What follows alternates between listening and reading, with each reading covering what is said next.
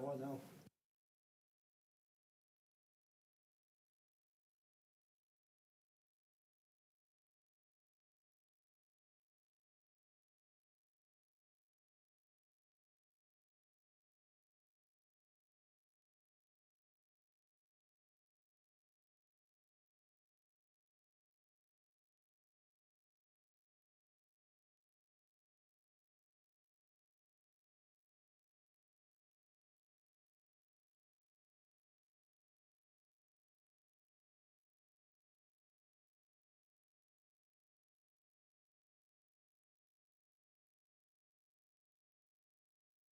Today's meeting to order, Tuesday, February 24th, 2026, the Howard County Board of Zoning Appeals meeting.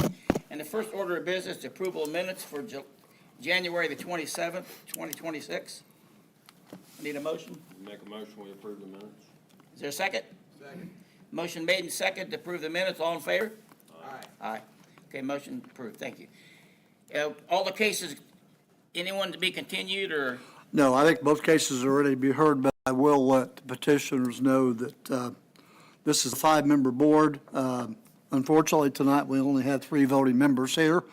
And it takes three votes, yes votes to pass a case, and it takes three to not pass a case. So if you would prefer to have your case heard in front of a full board, you can let it be known when we call your case to order, and you can just, we can continue it for 30 days. It's entirely up to you. Not saying you have to do it, but we just want to make you aware that that is an option that you have. So with that being said, the first case is 1 CS 26. The petition of Tracy Reeves requested a special exception permit in order to operate a dog grooming salon as a type 3 home occupation in an agricultural zone. This is at 2507 South 600 East. Okay, thank you. Someone here to represent that case? Come up and tell your name and your address and give us a very brief description of what you're asking for. Okay, my name is Tracy Reese. My address of the business or myself? Yourself. Okay, my address is 1605 Blue Royale, Dark South, here in Kokomo, 16902. And I plan on opening a dog grooming facility at my dad's property at 2507 South 600 East. And, do I go ahead and do the, Well, the list or? you can read the petition's findings before we ask questions here. So, the petitioner's finding of facts, the proposal will not be injurious to the public health, safety, morals, and general welfare of the community. My proposal to open a dog grooming facility on my father's property will not interfere with the public's safety or health. The building I will use has been there for over 60 years. My business hours will be 8:30 to 4, with the last dog leaving by 5. I will work 3 to 4 days a week, depending on my client's needs, and no holidays. At any one time, there will be 1 to 2 cars on site, with the number of cars in one day being roughly 5 to 6. The requirements and development standards for the requested use as prescribed by this zoning ordinance will be met. The buildings meet the minimum requirements for front and side setback requirements on this zoning district. Tidy Tales by Tracy will use an existing structure with only cosmetic changes being made. The building is about 50 yards back from the road. There is plenty of room for parking with a row of mature pine trees to block headlights from neighbors and traffic. The granting of the exception will not subvert the general purposes served by this zoning ordinance and will not permanently injure any other properties or uses in the same district and city. The property was used as a family farm until my granddad retired. The surrounding farmland is rented out to another family farm and will continue that way. I hope to work with the community to be sure the animals in my care are happy and healthy. The proposed use will consist with the character of the district therein, the spirit and the intent of this zoning ordinance and the Howard County Comprehensive Plan. The dog grooming facility I envision is a small local shop that you can trust your fur babies with. There are no plans to outgrow my pre-existing structure, and I want to help my community care for the dogs, and I work hard to reach my goals. Okay, thank you. Is any of the commission got a question about this case first before we have staff findings? Okay. Like to read your staff findings, please? Yeah, staff findings for case 1 CS 26. The proposal will not be injurious to public health, safety, morals, and general welfare of the community. The proposed dog grooming salon will operate from an existing barn on the petitioner's father's property. There will be no safety hazards associated with this use, as the animals in the petitioner's care will be supervised for their safety, as well as the safety of any employee or person who may wander on the property. Petitioner will carry insurance for liability and for the animals specifically. She plans to see up to 5 clients per day, or around 20 a week. The increase in traffic due to these clients is negligible. The requirements and development standards for the requested use as prescribed by this zoning ordinance will be met. The buildings meet the minimum requirements for front and side setback requirements in the zoning district. The structure the petitioner plans to use to accommodate the business is existing and will not be expanded. The structure meets or is legally nonconforming to all development standards as it was built sometime between 1950 and 1984. There is ample space for parking on the property where neighbors will not be disturbed. The granting of the exception will not subvert the general purposes served by this zoning ordinance and will not permanently injure other property or uses in the same district and vicinity. As no permanent alterations will be made other than an interior barn remodel for the grooming studio, it will not permanently injure surrounding properties or the uses. A dog grooming business will not alter the rural character of the area. The proposed use will be consistent with the character of the district therein, the spirit and intent of the zoning ordinance, and the Howard County Comprehensive Plan. The comprehensive plan calls for this area to be set aside for ag uses.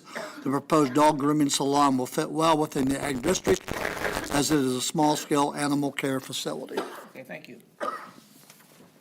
Anyone on the commission have any other questions? Anyone in the audience have any questions on case 1C, CS 26? If there's not, is there a motion? I make a motion we approve 1CS 26. Second. Motion made and seconded to approve case 1CS 26. All in favor? Aye. Okay, motion granted. Thank you. Thank you so much. Thank you. Mr. Sheila, you got the next case, please? I do, but Alan, you probably need to close your ears here because I probably shouldn't say this, but Tracy is my dog groomer now that this has been approved. She's excellent, so if you need a dog groomer, give Tracy a call. Oh, we should know that before. You'd have voted down? Does she cut your hair too? No, God, no. No. What's that supposed to mean? Yeah, make sure that's in the minutes. Yeah, put that in the minutes. All right, this case is case 2CV26, petition of Michael and Christy Melanix, requesting a variance to Howard County Section 5.03, accessory structure placement, in order to construct an accessory structure, pole barn, or lot with no house in the RR rural residential zone. This is at 1485 South, 1038 East. Okay, thank you. Someone here to represent that? Tell us your name and your address, please, and a short description. My name is Mike Walnix. I live at 1353 South, 1038 East, Greentown, just north of Jerome. It's a quarter mile from the lot. Okay, basically, you're putting in a pole barn up, correct? That's what we would like to do, yeah. Okay. We initially bought the land without any research or anything.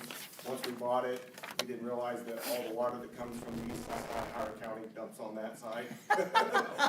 So we were told that to build a house, we would have to bring it up to level with the road. It would be recommended to do that, which would take a lot of dirt because it's pretty low once it gets back in there. So to try and get some use out of land, we would like to see if we could at least put a pole down on it. We've had an awful struggle with squirrels chewing through wiring harnesses on our vehicles and our house down the road.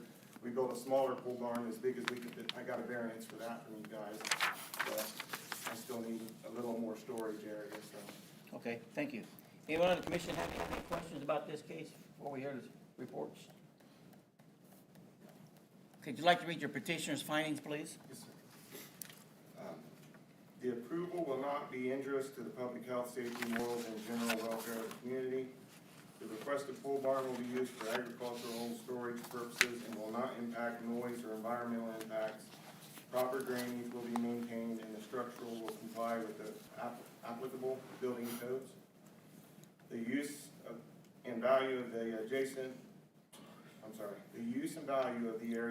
to the property included in the variance will not be affected in a substantially adverse manner. The proposed pole barn is similar in nature to other agricultural structures in the surrounding area and will be structured to minimize visual impact. The structure will not interfere with neighboring properties. The strict application of the terms in this zoning ordinance will result in a practical difficulty. This situation shall not be self-imposed nor be based on perceived reduction or restriction of economic gain. Strict application of the zoning ordinance would result in a practical difficulty due to the existing topography and drainage conditions. The request is limited to the construction of the pole barn, which represents the least impactful and most reasonable use of the property. Thank you. Mr. Sheehan, you'd like to read the staff Yeah, findings? staff findings for case 2CV26. Proposal will not be injurious to public health, safety, morals, and general welfare of the community. The requested variance in order to build a pole barn with no primary structure will not create any safety hazards, block vision, or encroach on any property lines or recorded easements. It will not be harmful to the community. The use and value of the area adjacent to the property included in the variance will not be affected in a substantially adverse manner. The placement of this accessory structure on a nearly 2-acre lot will not change the residential uses of the surrounding properties and will not negatively impact the value of those properties. The pole barn will be set back from the road near the southwest corner of the lot. The addition of the pole barn will increase the value of the subject property. The strict application of the terms of this zoning ordinance will result in a practical difficulty. This situation shall not be self-imposed nor be based on a perceived reduction of or restriction of economic gain. If the variance is not granted, the petitioner will be unable to utilize the property as desired. The property is surrounded on all sides by drainage easements, making it more difficult for the petitioner to plan a primary structure for the lot in addition to the barn. Thank you. Any other questions from the commission? Anyone in the audience have any questions about this? Tell us your name and your address and your concerns. My name is Pam Isaac, and I live at 1038 East. And I have a presentation that I would like to share with you about my concerns. If I can get it. Come on.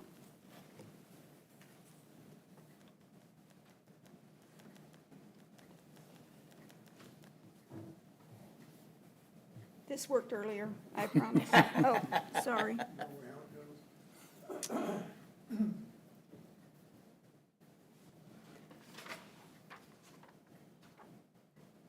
Give me a minute, it's coming. They always work at home. Well, it worked up here earlier. So we purchased, there was a land auction in 2000. And as you can see, there were 12 lots. The section that goes off to the right, there's tract 5, 6, 7, 8, 9, 10, and 11 off to the right, the dots on the right-hand side. In this, at the time of this land auction, there were deed restrictions placed on this property. All of us had to sign it, and all of us had to agree to these deed restrictions. So the deed restrictions read, I know you can't read that. All lots sold at that time and had the attached restrictions. The deed restrictions read, there must be a 16-foot easement. Single-story homes must be built 1,400 square feet. Two-story homes must be 1,800 square feet. First floor minimum is 1,000 square feet. Each home must have a 2-car attached garage. The roof pitch has to be 512 or greater, and no manufactured housing is permitted. So those were the deed restrictions on each of those lots. And those deed restrictions are still applicable. So as you can see by the tract numbers, all properties 6 through 11, so this is Beacon Schneider, 6 through 11 complied with the deed restrictions. Tracts 5 and 7 at the time were never built upon. There was too much water on each side, okay? So they sat empty for several years. Tract 7 was eventually purchased along with the house in Tract 8 and is now maintained as just a yard because there's too much water. So I want to show you the neighborhood. So these are the neighbors across the road. They were built long before we ever bought any property out there. So they have smaller homes, but that's part of the neighborhood. So this is tract 6, where I live. This is tract 8, 7 and 8, so there's a yard and a home. This is tract 9. This is tract 10. And then this is tract 11. Tract 11 is where Mullinexes currently live. This home was built according to the deed restrictions. So all of us followed the rules. We all said, this is what we're going to do, and that's what we did. Now, is that a covenant, That it's a deed restriction. a verbal or written or? It's written. Tract 5 went up for sale, and the Mullinexes then bought it in 2025. At that time, they stated to us, we're going to build a barn only. And then they ran into all kinds of problems. And because of what I do, I knew that we had deed restrictions. I knew all those things. So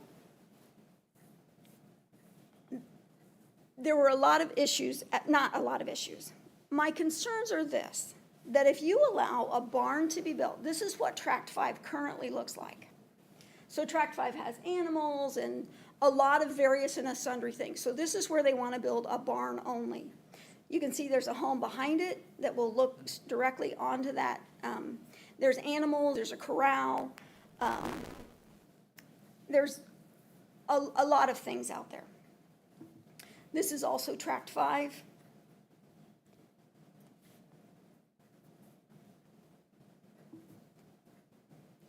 In addition to that, so they live a quarter mile down the road, and they come down twice a day to feed the animals. And unfortunately, this is what our roads look like out there now, because there's so much mud. They have, since that time, in February the 11th, they did request a driveway permit finally, and have added additional gravel. So it is better at this point, but the ground is also frozen. So I'm also very concerned that, so this is their current home. They have additional animals down at their home, which I'm assuming are going to be moved down to the new property. And again, concerns are that, I don't know what I just did, but I messed that up. So let me get rid of this, maybe. My concerns are that as we, there we go.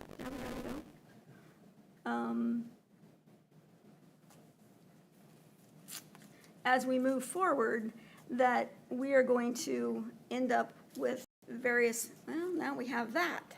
So, I'm so sorry. If I knew how to get. Well, at least we're getting the news. Yeah, you are. So, Mexico's got lots of problems. I like that dog. Yeah. All right, the struggle is real. Let's escape. Yeah, let's do that. Thanks. Thank you. He's got his computer. Yeah, good. So, again, there's various things already down at their home currently that is more than likely going to be brought to this lot. I am very concerned about what that will do to our property value. I'm very concerned that there have been problems with, as you can see, they have a lot of sheds on their current property. Some of those sheds and outbuildings were not permitted. The barn, the barn that is listed was permitted, and it's fine. There was a problem earlier on their property where they added a lot of dirt and fill, which impacted Robert's Ditch, and DNR said, you can't do that. My concerns are that they don't follow a lot of the county rules, and if they don't comply with these things to date, are they going to continue to comply, or are they not going to continue to apply? And I don't want to be that neighbor. I don't want to be that neighbor. But I also know that everybody else we've all built beautiful homes. We all live in nice places, and this just doesn't fit for our neighborhood. So I respectfully request that you deny their special exception and stick with their need to build a home that meets the deed restrictions mentioned above. However, I will say this. And I think this is only fair. If you choose to provide a variance so that they can build a barn, I respectfully request that you require they put 6 to 8 foot trees on the property line so that people, we don't have to look at this. That's my request. Thank you for listening. I appreciate your time. Okay. I had a question, Mr. Wilson, about, there's a covenant, we can't, how's that A operate? covenant and a deed restriction are two different things. So deed restrictions, every deed for those parcels should have the same restrictions. And a covenant is something, if you have a homeowners association, then That's what they control. that's what they control. Yeah. Yes, that's what the covenants do. We don't have nothing to do with covenants or nothing, correct? Right, that's correct. We only look at the That's right. acreage. That's right. Okay. Yeah. Any questions from, Well, a further question for Alan, I mean, with a deed restriction in place, can a variance be granted and not? A variance can be, violate the deed restriction? yes, it can. It can be. Okay, no other conditions to meet. No. now, you can build a pole barn without drainage approval? You can't build a house without drainage approval, Right. I don't know the answer to that question. okay? Yeah. Now, talking about, she liked to have a fence up. No, That's, not a fence. Trees. She wants trees. She wants a row of trees for a buffer yard. okay. Yeah. As soon as we bought it, we started putting trees in along the property, which I would not have a problem with putting trees all the way down through there. She ordered a bunch already. I We- have 300 trees coming from the We DNR. planted trees on it when we first got it, because we were excited, it was new land and all that, we planted some grass and all that. But, I mean, within days of buying it, they come over to us and we're confrontational, wanting to know what we plan to do with it, and there are covenants and all this other kind of stuff. We had to pay $7,000 to get it subdivided, so the way I understand it, it's a separate subdivision from what was already there, because we had to pay quite a bit of money to get that done. And that's what the seller disclosed to us, because that was one of our concerns, if there was restrictions. Being out in the country, we assumed that there was not, but the seller disclosed to us that there were no restrictions or no covenants. And even after we were approached by the neighbors, I again reached out to the seller to confirm that, because I don't want any problems with the neighbors.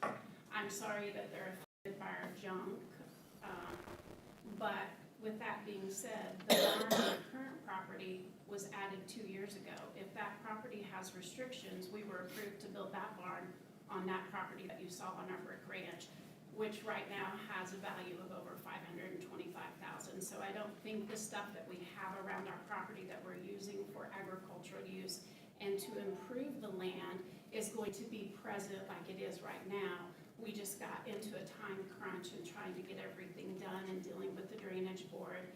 And to address her concern with the DNR, we were not aware. We are law-abiding citizens. I'm a nurse practitioner. I have to follow the law. So I'm not gonna do anything that's gonna jeopardize my license in any way, shape, or form. And I'm sorry that they are feeling like we're trashy people. I don't feel like we are. I will say one more thing. There's 2 miniature Highland cows down on that property. There is some stuff down there, but like we said, it gets wet, and once it does, I don't like to go over in the really wet part because it does make a mess in the road. I've tried not to make a mess. I try to go down when it's frozen. I spent $2,000 in the last week and a half putting gravel down, so we had a nice trail to where we could get back there to the animals and that. We have a total of 3 miniature Highland cows, 2 miniature donkeys. I have 7 dogs and a cat. The dogs are down on our property. They don't go down there, probably never will. But none of our animals have ever been on their property. However, we've been chased multiple times by their dog on our property. Aggressive. I didn't say anything, I didn't do anything to the animal, because we're animal lovers, but I would like to have it, even if we don't get this approved, whatever, we get to a situation where we can at least be civil to each other, because we're gonna be next to each other, because we're not moving, we love where we live, we love the house we're in, we love the area we're in, it's a beautiful area. So, I would like to come to an agreement either way and work it out with them, so we can both have it the way we would like it to be. Alan, could I, just for discussion's sake, if the board is willing to look at a buffer yard with tall enough trees to, for the neighbors not to have to look at the other property, is that something that we should do through written commitments? I would agree. Because We I can add it know, on, yeah. I know the BZA board can do that, Yeah, and, yeah. and You can make it conditional, and you can make it. Yeah, and- Make it be a written commitment as well. And if I remember correctly, it's been a while since we've done written commitments, but if I remember correctly, we'll have to table this for 30 days because I believe, I'm going to put more work on you, I believe you have to write those up, if I remember correctly. And then if I remember correctly, the petitioner and the complainants have to agree to those written commitments, and then the board would have to vote on those commitments at the next meeting. Yeah, we've done that before. We have, it's Yeah. been a while, but we That's have the done it. process. Who would enforce that? Our office would. Okay. Our office would, yeah. Yeah, in the written commitments, I'm assuming Alan would put a time frame because, you know, when it comes to trees, and we've had this happen before, I'm not throwing anything, but we've had this happen before. People say, yeah, we'll put some trees up, and they go out and buy the saplings that Yeah, are yeah. 2 foot tall, and it takes Take them 15 30 years years to for grow, them to, and so that's not going to solve the problem. So we would probably put some, a size limit, in the commitment, so. Yes, Ms. Smith? My question, she's requesting 6 to 8 foot trees. That's gonna be a substantial cost for us because it's almost 2 acres that she's wanting treed off, so she doesn't have to look at us. Is there a way to put a fence up to block their view so they don't have to look at our stuff? Well, the problem with the fence is, you're only allowed, the height of the fence can only be 6 foot. 6 foot. So I don't know if that, that may be high enough, I don't know. So, You know, and again, there's a lot of details in whatever agreement we worked out. Yeah, yeah. We're talking along the frontage along the road area or along the entire 436 foot side? I Or, would- that's not defined. So, I mean, that would have to be worked out. That would have to be defined. A lot of, Yes. that's a lot, also pretty lengthy. across Yeah, there. Yeah. A lot of money. yeah. And I understand. do have 300 trees ordered, but they are saplings, so it's going to take time for them to get up to size. Another question, not regarding the tree, but you said subdividing, they can have property subdivided, you were talking about this lot. Yeah. So what was subdivided, I don't understand. What's that? What did that involve? I don't understand. This wasn't. Yeah, we're learning about this whole process too. When we bought the land, we were told we had to have it subdivided first. So we paid to have it subdivided. And surveyed. Yeah, and then after the survey and that with the lay of the land, and then after having a little while and seeing how it does have water issues, and there's 2 drains that drain basically to a Y on the property, which we plan to address it and try and get it to almost like a ditch where it runs back, because the neighbor behind us was nice enough to redo his land to where it slopes, and we have a place where we can funnel the water to his property and hopefully get most of it drained, unless we have like a, gully washer that, floods us out for a little bit. But hopefully, we'll take care of the water issue also.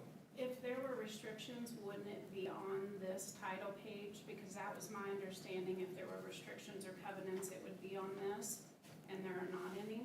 well, again, this board doesn't deal with restrictions and covenants, and indeed, that's not what this board does. I would think it would have been on there, but I don't know that for a fact. So, in answer to your question, subdivided lot, that means you have, in Howard County, to build on a lot, it has to be considered a buildable lot. So it has to be subdivided, it has to be surveyed off, so you know exactly what the lot is. And in that subdivision process, one of the things that came up, because I think, correct me if I'm wrong, I believe when the Molinexes first came in, their intention was to build a house there. And then during that process, the county surveyor, Mr. Lake, said that the lot was too low and it was going to flood. And his advice was for the Molinexes to bring and fill and raise it up so it wouldn't. Now, with that being said, we could not force them to do that, but that was their recommendation, That's if they wanted a house. if they wanted the house. But with that being said, again, I agree that takes a lot of time and money. I understand that. So that's kind of where we're at today. So after all that went through that, that's when they decided to build the barn. I mean, my suggestion would be that if the board wants to, that we look at some written commitments. And I know see- that would- And see if we could come up with some kind of agreement Right, between right. the parties, and then you all would have the final say on it. And, you know, if they can't come up with agreement, then they bring it back. Then we'd have to bring it back, and you would have to vote on One it or as the it other, you know? stands. Yeah, As it stands. yeah. I apologize for being slow here, but I'm still not It's up to been a speed learning on. We had no idea all the stuff that was I will never entailed with do it buying again. land. Because, okay, so then, and I haven't been through all this before either. So tract 5, and then what's shown as lot 1 on here. So you had it subdivided, but was that subdivided from another existing piece of property? Or is subdivision just a technical term for making it into something? It makes it a buildable lot. Okay, because that so lot's it didn't never been built change- on it didn't before. change the borders It's never or been built anything, on before. Or actually divide it from another. It was farmland. It was It like was- a little 2-acre farmland. So when there's crops there, you can't see the back is underwater because you Right, can see it all right. the time. Had we known what we knew then, we would have never bought it. We're $70,000-$80,000 into this and we can't do anything with it, but got a couple cows down there. And our little run-in shed is within the guidelines. It's less than 65 square feet, which is the rules. If they're in agreement to work, compromise and come together with that, then we could bring it back. That would be my thought, that we table it for 30 days. Yeah. We see if we can come up with agreement between the parties. And then if we can't, we'll hear it next month, and we'll hear it One way or as the it stands now. Right, Is that yeah. agreeable to everyone? Okay. Is that agreeable to the If they board? come up with an agreement, they would come back in 30 days, present the agreement as part of the. Right, and if we have an agreement then that everybody agrees to, you gentlemen can vote on it then. If Right. not, we'll come back and we'll hear the case as it stands now. Right. Without an agreement. With or Right. without. Correct. Okay. Is that right, Alan? That's right. Okay. Okay, Is- I'm in agreement to that. Yeah, I agree with I that. mean, you know, and Alan's gonna draw up I'll something draft- together, I'll draft the agreement. and then you'll present it to these, them two?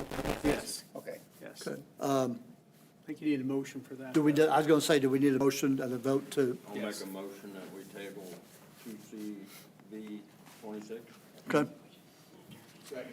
okay. Motion made and seconded, table 2CV 26. All in favor? Aye. Aye. Okay, thank you. All right, thank you. Thank you for coming. I hope you two can come into agreement, because we are very willing to, we want to help both parties, okay? I hope that So- it's not because she works for Howard County. that- Has nothing to do with it. Nothing to do with Has it. nothing to do with Nothing to it. do We've with done written commitments many times on properties. That has nothing to do with it, Because I had a seriously. laptop and could do a PowerPoint too, but we didn't Yeah. do that. Yeah. so. Yeah, okay. Any other business before the board? How about you? Nothing for me. Okay? I have nothing. But nothing, I need a motion to adjourn. I move we adjourn the meeting. Second. Motion moved, adjourned, meeting is closed. Thank you. Thank you for coming. Thank you, two guys, for being here.